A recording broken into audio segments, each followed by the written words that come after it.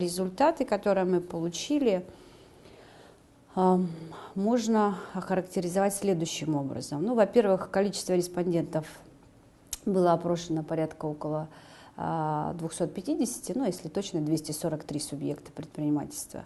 Из разных отраслей представители были. То есть мы не ограничивались только городом Якутском, в том числе мы и опрос проводили в том числе и в улусах.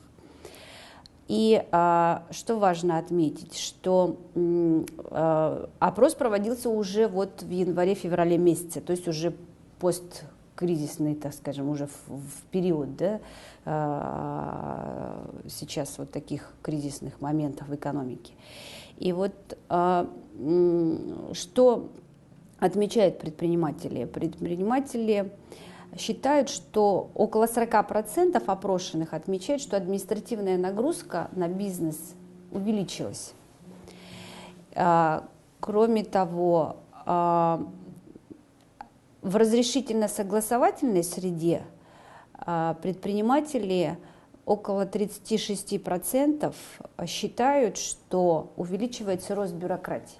Что касается проверок, в отношении более 50% были проведены проверки контролирующих органов. При этом предприниматели признают, что выявленные нарушения были обоснованными. Но одновременно с тем, с чем соглашаются предприниматели по результатам вот проверок, отмечают, что при этом проверки проводились с нарушениями действующего порядка. Предприниматели считают, что штрафные санкции, около 30%, считают, что штрафные санкции достаточно высокие и по ряду вопросов необоснованными. Но это мнение бизнеса. В том числе и отмечают те государственные органы, контролирующие, которые наиболее